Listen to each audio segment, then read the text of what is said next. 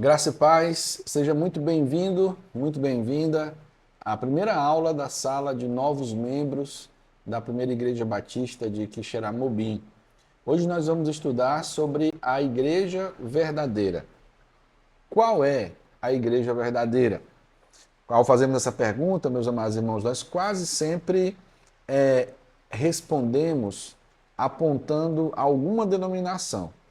Há quem diga que a igreja verdadeira é a igreja batista. Há quem diga que a igreja verdadeira é a igreja católica apostólica romana. Foi essa a igreja que Jesus fundou. Outros dirão ser a igreja Assembleia de Deus, outros dirão ser a igreja presbiteriana. Enfim, a gente sempre identifica a igreja verdadeira com uma denominação. Mas essa não é a resposta correta à pergunta: qual é a igreja verdadeira? A igreja verdadeira é a igreja de Cristo. Na Bíblia Sagrada, a igreja verdadeira ela é identificada por alguns nomes. Por exemplo, em Hebreus, capítulo 12, versos 22 e 23, a Bíblia chama a igreja de Cristo de Universal Assembleia, Igreja dos Primogênitos. E aqui eu preciso fazer um parêntese para lhe dizer que a Bíblia não está falando do nome de nenhuma denominação. Quando ele chama de Universal Assembleia, não está dizendo nem que é a Igreja Universal do Reino de Deus, que a gente conhece, ou a Assembleia de Deus, que a gente conhece aqui, que são a Igreja verdadeira do Senhor. Está se referindo à Igreja de Jesus Cristo, que é a igreja composta por aqueles que creem em Jesus como o único e suficiente Salvador. Pessoas que colocaram a sua fé em Cristo e foram salvas de toda tribo, de toda língua, de toda raça, de toda nação, de todos os países do mundo, aqueles que vivem ainda e aqueles que já morreram em Cristo. Esses fazem parte da Universal Assembleia. Esses fazem parte da igreja dos primogênitos, a igreja verdadeira, a igreja de Cristo. Essa igreja também é chamada em Apocalipse 19:7 de noiva de Cristo ou esposa de Cristo. Em 1 Coríntios 10:16, a Bíblia chama a igreja de corpo de Cristo. Então, a igreja verdadeira ela não é uma igreja local, uma denominação específica ou em especial, mas ela é a junção de todos aqueles que creram em Jesus como o único e suficiente Salvador, independente da sua confissão religiosa, ou seja, da sua denominação, independente da forma de batismo, por exemplo, que essas pessoas receberam, ok? Eu falei agora há pouco que a igreja de Jesus, a igreja verdadeira, é composta por vivos e mortos. Isso parece estranho, mas de fato é o que a Bíblia diz. A igreja que está aqui nesta terra, os irmãos que vivem ainda aqui neste mundo, é chamada de igreja militante, pois nós militamos pelo reino de Deus, avançando e pregando o evangelho. A igreja que já está com Cristo, daqueles que já morreram e que vivem no Senhor, é chamada de igreja triunfante. Eles estão descansando em Cristo, na glória dos céus, de maneira consciente, estão diante do Senhor, não mais nesta terra aqui, mas fazem parte da mesma igreja que eu e você fazemos, ok? Então, a igreja de Cristo é uma igreja invisível. Por seu caráter e natureza espiritual, a igreja verdadeira é invisível, visto que alguns de seus membros já não estão entre nós, pois estão com o Senhor desde que morreram e aguardam então a ressurreição da parte de Cristo, o dia e a hora em que serão ressurretos. Então a igreja verdadeira é uma igreja invisível. Ela é composta de todos aqueles que creem em Jesus como seu único e suficiente Salvador. Ok? Porém, essa igreja verdadeira, a igreja invisível, ela tem uma manifestação visível. E que manifestação visível é essa? O que é a igreja visível? Bom, são as igrejas locais. As igrejas locais são a manifestação visível do corpo de Cristo. que é invisível. Elas foram fundadas pelos cristãos desde a época apostólica.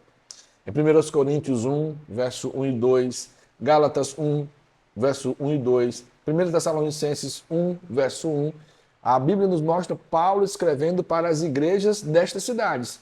Ele escrevendo para a igreja de Corinto, escrevendo para as igrejas da Galácia, escrevendo para a igreja dos Tessalonicenses. Hoje, nós identificamos as igrejas locais, aí sim, com suas denominações. Igreja Batista, Assembleia de Deus, Igreja Presbiteriana, Igreja Luterana, são igrejas locais, manifestação visível da Igreja de Cristo, que é Universal Assembleia, que é a Igreja dos Primogênitos, que contém aqueles que estão vivos e os que já morreram, todos aqueles que creem em Jesus como único e suficiente Salvador. Então, neste sentido, a primeira Igreja Batista em Quixeramobim, ela faz parte da Igreja verdadeira. Ela não é a denominação ou a Igreja verdadeira. Ela faz parte da Igreja verdadeira, que é invisível, que é o mundial ou universal.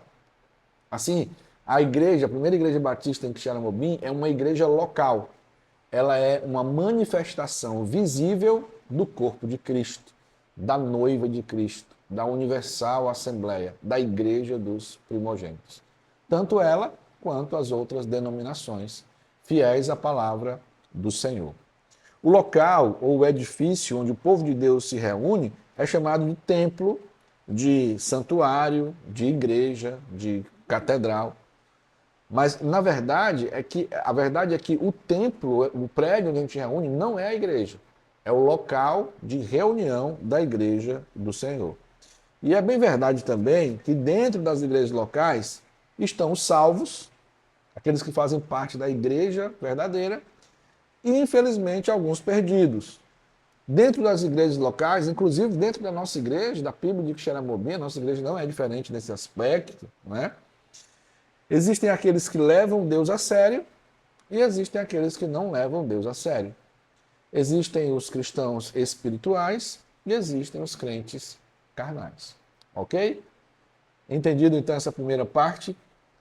Uma vez que a gente entende o que é a igreja verdadeira, a gente precisa se perguntar como entrar para a igreja verdadeira. Bom, a Bíblia nos ensina que a única maneira é reconhecendo que você é um pecador, como diz Romanos 3:23 e 6:23. Depois, arrependendo-se dos seus pecados, como diz Atos dos Apóstolos 3:19, e em seguida, crendo que Jesus morreu na cruz por você, como nos diz Romanos 5:8 a 10. Você deve aceitar pela fé a salvação como um presente de Deus, Efésios 2:8 e 9. E então, convidar o Senhor Jesus para ser o Senhor da sua vida, como diz João, capítulo 1, versos 12 e 13. Então, a única maneira de entrar para a igreja de Cristo, a igreja verdadeira, a Universal Assembleia, a igreja dos primogênitos, o corpo de Cristo, a noiva de Cristo, a única maneira é recebendo Jesus como seu único e suficiente Salvador, tendo se arrependido genuinamente dos seus pecados e crendo nele como seu Salvador e Senhor. A salvação é uma ação de Deus na vida do homem.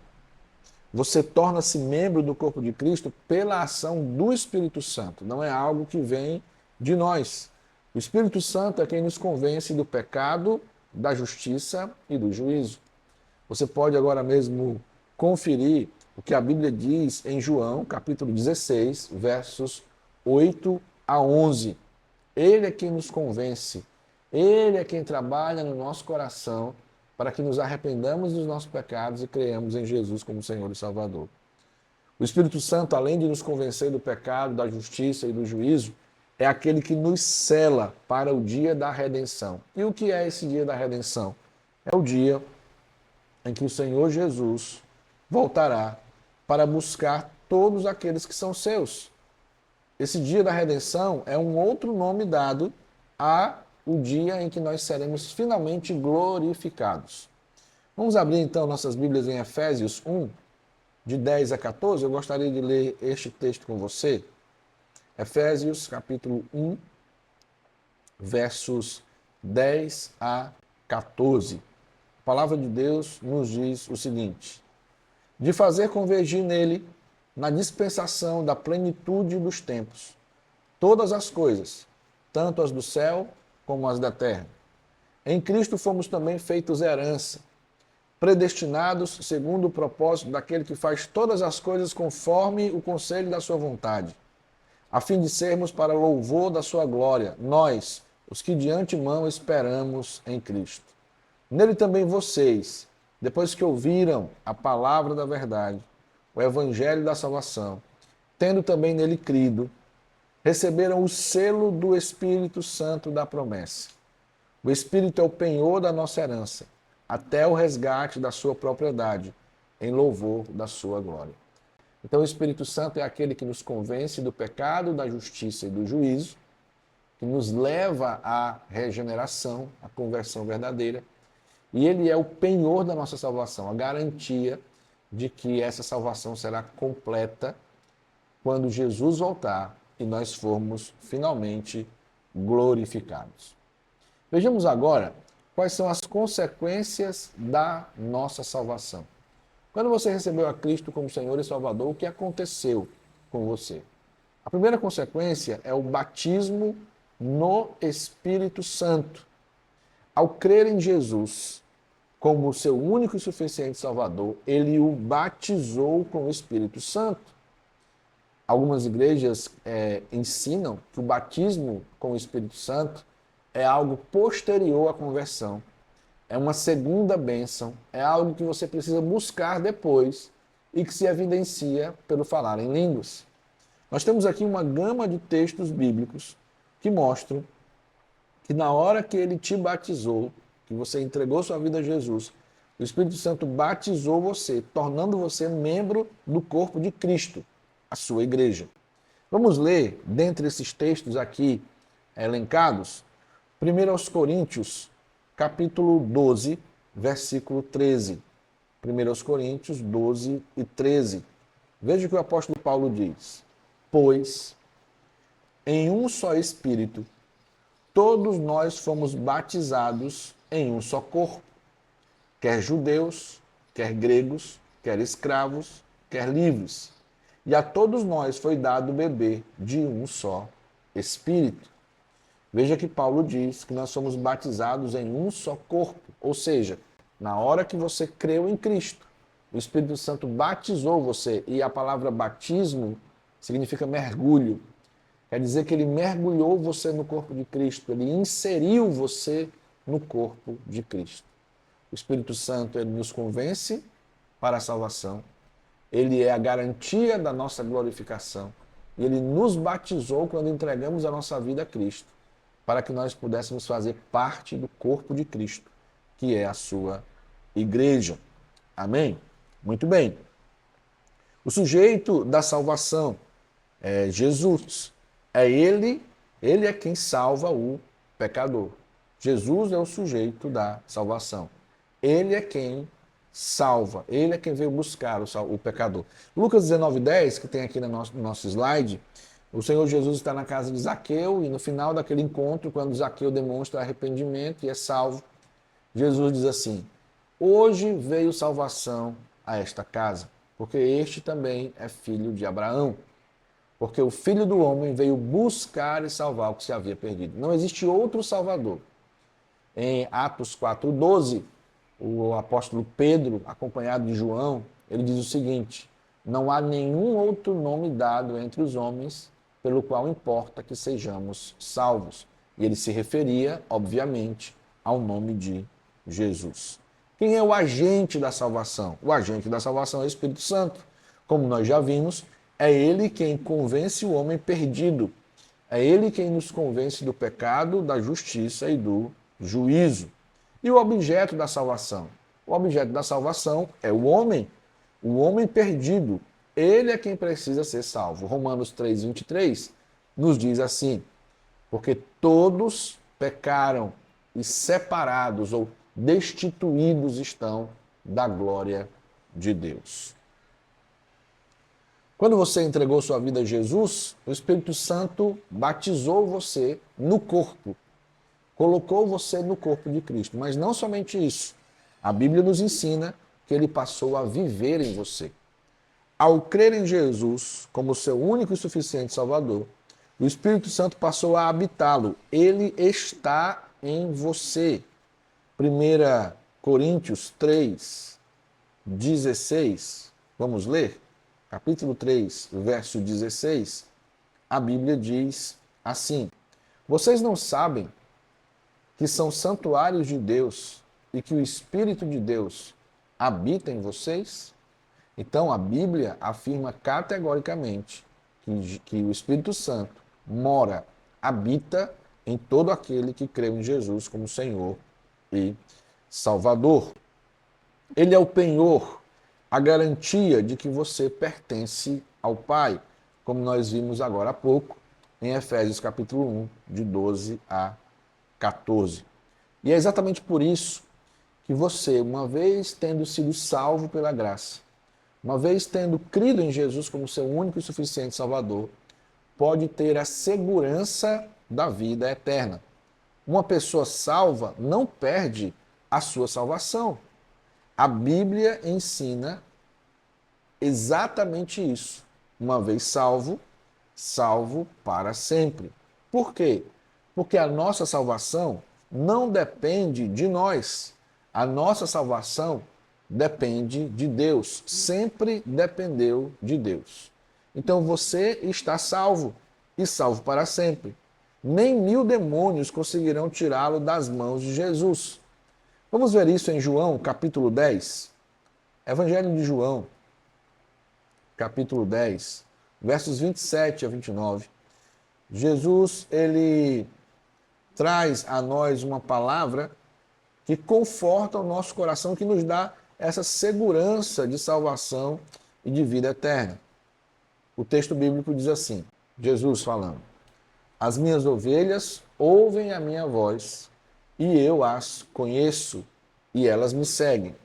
Eu lhes dou a vida eterna, jamais perecerão, e ninguém as arrebatará da minha mão. Você está nas mãos de Cristo? Ninguém pode tirar você dela. Aquilo que meu Pai me deu é maior do que tudo, e da mão do Pai ninguém pode arrebatar. Então você está nas mãos de Cristo, você entregou sua vida a Jesus, você pertence a Ele. Ninguém pode tirar você das mãos do seu Salvador. Você está destinado aos céus e nada e nem ninguém poderá separá-lo do amor de Deus. Romanos capítulo 8, a partir do verso 33, vai nos dizer isso. Romanos 8, a partir do verso 33. Veja o que a Bíblia diz. Quem intentará acusação contra os eleitos de Deus? É Deus quem os justifica. Quem os condenará? É Cristo Jesus quem morreu, ou melhor, quem ressuscitou, o qual está à direita de Deus e também intercede por nós. Quem nos separará do amor de Cristo? Será a tribulação, ou a angústia, ou a perseguição, ou a fome, ou a nudez, ou o perigo, ou a espada? Como está escrito, por amor de ti somos entregues à morte continuamente. Fomos considerados como ovelhas para o matadouro. Em todas essas coisas, porém, somos mais que vencedores, por meio daquele que nos amou. Porque eu estou bem certo de que nem a morte, nem a vida, nem os anjos, nem os principados, nem as coisas do presente, nem do porvir, nem os poderes, nem a altura, nem a profundidade, nem qualquer outra criatura poderá nos separar do amor de Deus que está em Cristo Jesus, o nosso Senhor. Jesus não lança você fora. João 6,37 nos diz isso. Ele nunca deixará você, ele nunca te abandonará, como diz Hebreus 13:5. O tesouro que é a sua salvação foi escondido em Deus. Portanto, se você foi salvo por Cristo Jesus, você pode ter certeza da sua salvação, paz e segurança da vida eterna. Mas você pode perguntar, então, se eu uma vez salvo, sou salvo para sempre, eu posso então viver de qualquer maneira, eu posso viver praticando pecados, enfim, eu posso viver como eu quiser, uma vez que eu serei salvo, e Jesus me garante isso. Bom, a grande questão é a seguinte: uma vez que você foi salvo por Deus, você foi feito nova criatura. 2 Coríntios 5,17 nos diz isso. Uma nova criatura tem novos pensamentos, tem novos desejos. E principalmente, uma nova criatura tem uma nova postura em relação aos seus pecados. Alguém verdadeiramente salvo se entristece, desculpe, quando peca. Não deseja viver no pecado continuamente.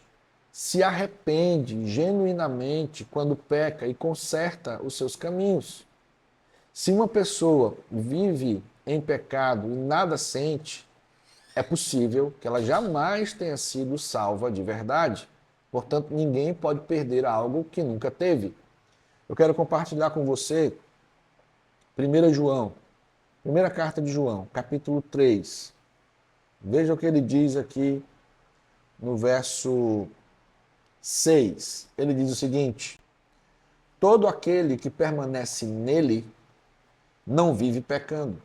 Todo aquele que vive pecando não o viu nem o conheceu. No verso 9, ele repete, dizendo o seguinte: todo aquele que é nascido de Deus não vive na prática de pecado, porque nele permanece a semente divina. Esse não pode viver pecando, porque é nascido de Deus. Então, se você é nascido de Deus, você se entristece com o seu pecado. Não é que você não peca, a gente peca. Mas o pecado nos entristece. A gente não se alegra no pecado. A gente rejeita o pecado. Aquele que vive no pecado sem se entristecer, como se nada estivesse acontecendo, não perde a salvação, porque nunca teve. Quem foi salvo rejeita a antiga maneira de viver e quer viver para a glória de Deus. Então, respondendo à pergunta, eu posso viver de qualquer maneira, uma vez que no final eu serei salvo? O que a palavra diz é que você não desejará viver de qualquer maneira. Aquele que deseja viver de qualquer maneira, ou com a maneira antiga de viver, que não muda suas atitudes, é porque nunca foi salvo.